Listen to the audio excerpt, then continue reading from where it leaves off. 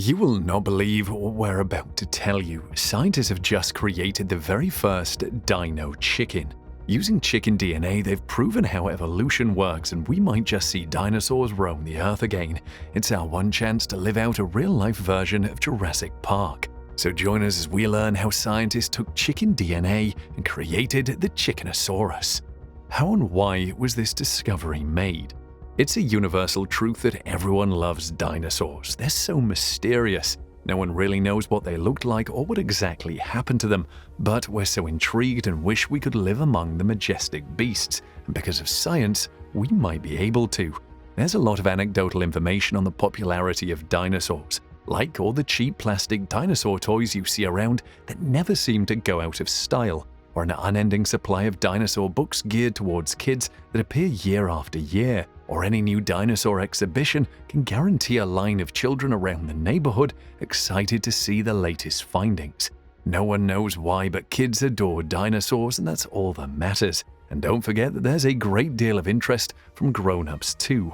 The Tyrannosaurus and Diplodocus first appear to us as kids, their bones influencing dreams, nightmares, and a few of our very first ever connections to science. We love our dinos even after we quit making Triceratops and Stegosaurus fight in the school playground. The pop cultural success of the radioactive wannabe dino Godzilla, as well as the hype around Jurassic World, prove that dinosaurs aren't just for kids. But why are we so obsessed with these beautiful giants? Why not a mania for prehistoric period creepy crawlies or fossil mammal fan bases? The typical response in popular psychology is that dinosaurs were enormous, fierce, and extinct. This makes them both impressive and safely approachable. At the Natural History Museum, there's no threat of Allosaurus snatching up children who bend over the barriers. Sure, birds are kind of like living dinosaurs, and a magnificent collection of fossils proves it. Still, a chickadee is no substitute for a Dreadnoughtus. We are constantly faced with an almost eternal number of questions about how they lived. What did they gobble up? How quickly could they move? What were their voices like? What shade were they? It's impossible not to be curious about the animal's life, and we believe that this basic curiosity about the lives of these strange and extinct accounts for dinosaurs' powerful charm. So maybe that's why scientists saw a chance to bring them back and got straight to it. Research proved that birds can become dinos. We all know that birds have an endless selection of beaks, from the curved snout of the flamingo to the dainty and lethal beak of an owl, and then to the round snout of our dino chicken. Don't worry if you've never heard of the dino chicken, it was concocted only recently by scientists from Yale. Researchers meddled with chicken embryos to develop a velociraptor's snout in a study published not too long ago in the journal Evolution.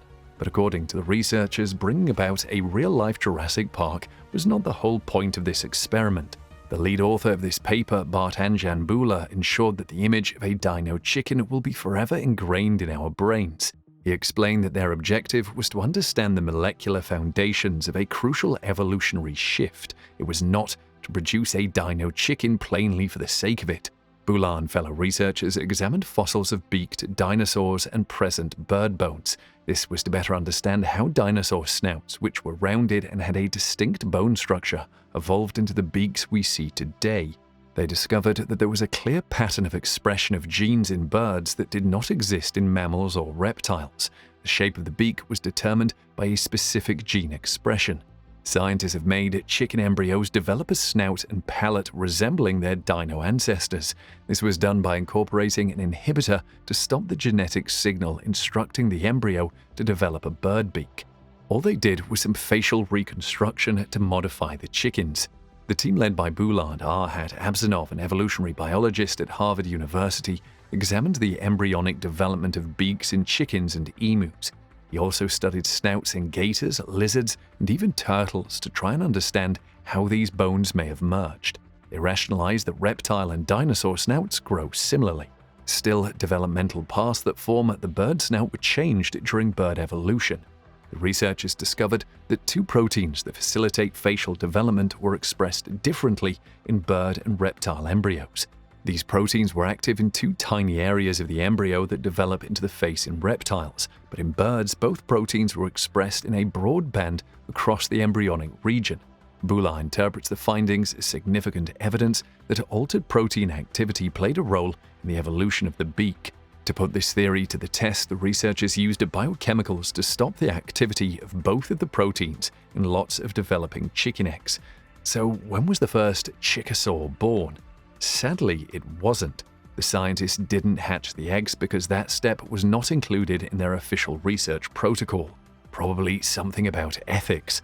Instead, they noticed a difference in the faces of ready-to-hatch chicks, which differed considerably from chicks whose proteins had not been inhibited. The modified chicks still had a flap of skin covering their potential beaks, so the distinction is subtle. Looking at these animals from the outside, you'd think it's a beak, but if you looked at the skeleton, you'd be baffled. It would be better if birds didn't get any snouts.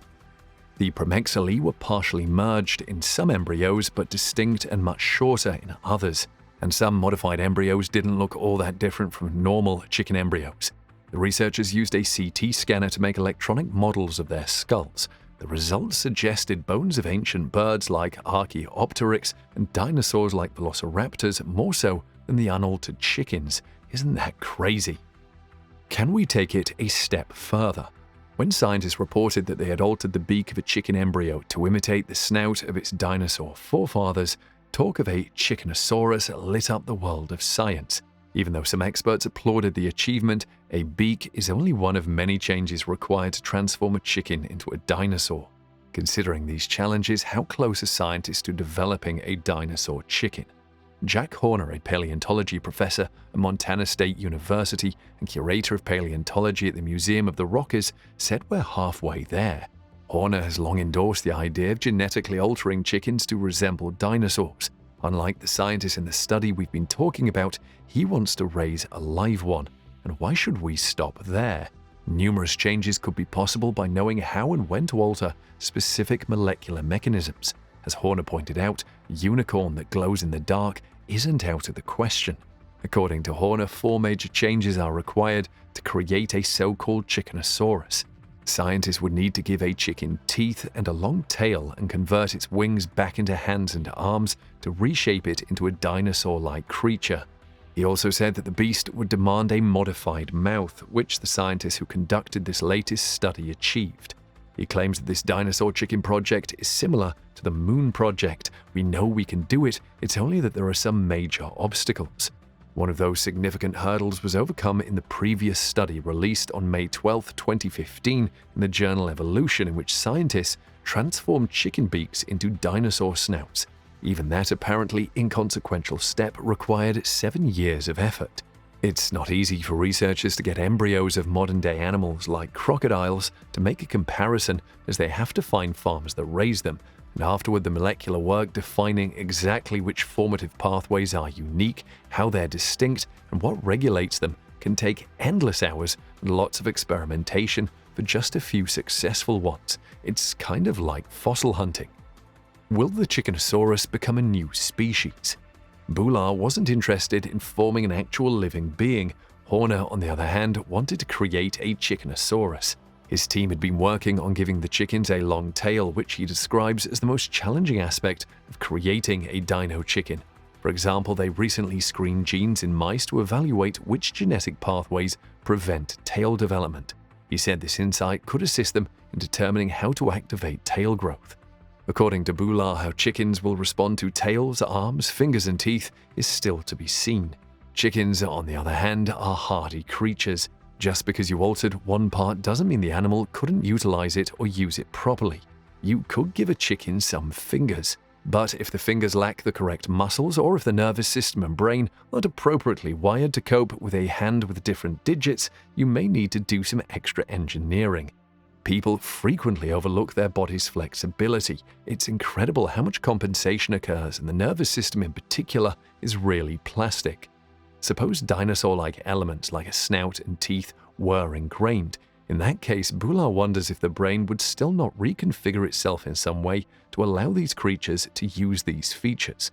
Horner compared giving a chicken a dinosaur-like tail to mating a wolf with a chihuahua, except on a faster timescale.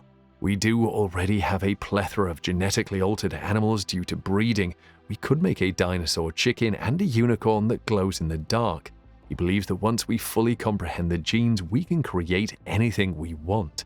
And the question is, why would anybody even care about it if they don't care about a chihuahua? Horner's Chickenosaurus is all about answering the ultimate question. Anyone curious about how we got here and where everything came from must be interested in evolutionary biology. It's essentially the framework for life on Earth. Going after dinosaurs is a mission to fill in some gaps in our history, not least because our fuzzy ancestors scampered under their feet for millions of years. Dinosaurs can be Hollywood monsters, scientific marvels, or anything in between. Still, our obsession with them arises from a desire to learn more about the prehistory we share. The dinosaur's tale is linked with our own.